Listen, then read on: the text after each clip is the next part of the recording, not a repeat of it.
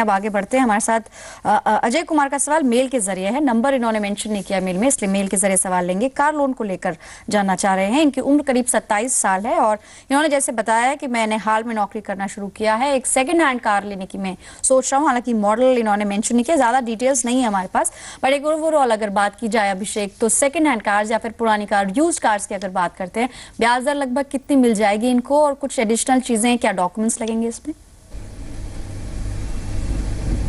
देखिए, सबसे पहले सेकेंड हैंड कार की जो रेट्स होती हैं वो न्यू कार लोन से काफ़ी ज़्यादा होती हैं। अगर आप रेट्स देखो तो अराउंड 16 to 18% के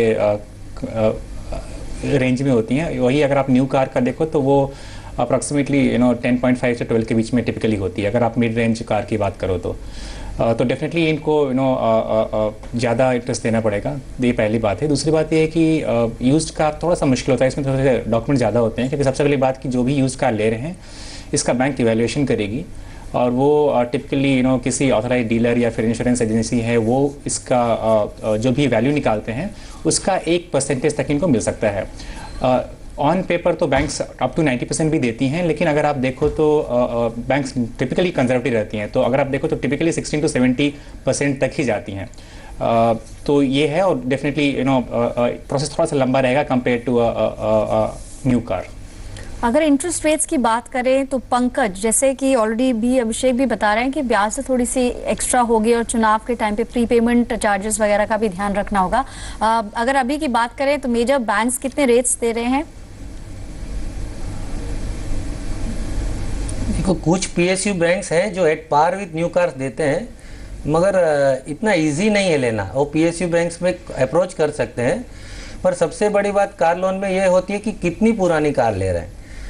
इसमें कार की एक उम्र मानी जाती है 7 साल की। अगर आपकी कार 3 साल पुरानी है तो आपको 4 साल के लिए ही लोन मिलेगी, तो आपका ईएमआई ऑटोमेटिकली बढ़ जाता है।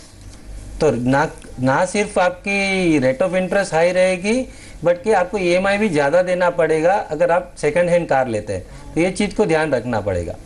तो लगभग 14 से 18% तक के कुछ इनफैक्ट जो फिलहाल मौजूदा विकल्प हैं आपके सामने रखे गए हैं। Bank of India, central bank of India, HDFC bank, मतलब प्राइवेट और साथ ही सरकारी दोनों बैंक से कुछ ऑप्शंस हैं। आईसीआईसीआई बैंक और एसबीआई जो सबसे बड़ा बैंक माना जाता है देश का, लगभग 16 से 17.5% तक का ब्याज दर आपको देनी पड़ेगी सेकेंड हैंड कार में। कुछ डॉक्यूमेंटेशन की अगर बात करें पंकज, तो कुछ आप ऐड कर पाएंगे, कौन से डॉक्यूमेंट्स देने होंगे?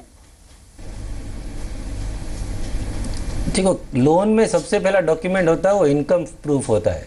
आप लोन कैसे सर्विस करोगे, ये तो आईटीआर होता है 2-3 साल के, वो चलेंगे। और अगर आप सैलरीड है और फॉर्म 16 है अगर आपके पास, तो ये ज़रूरी होता है। सबसे बड़ी बात यही होती है कि आप सर्विस कैसे करोगे लोन को, उसी को मेन इंपॉर्टेंट चीज़ माना जाता है एलिजिबिलिटी के लिए। तो पहचान पते का प्रूफ तो साथ ही, और 3 साल का आईटीआर इनकम टैक्स रिटर्न्स भी आपको शो करने पड़ेंगे, और लगभग 80 to 90% तक का, डिपेंडिंग की वैल्यूएशन के आधार पर क्या वैल्यू निकलती है गाड़ी की, जो बीमा कंपनी तय करेगी उसके आधार पर आपको लोन मिलेगा। हमारे साथ एक और दर्शक है, रजनीश माथुर।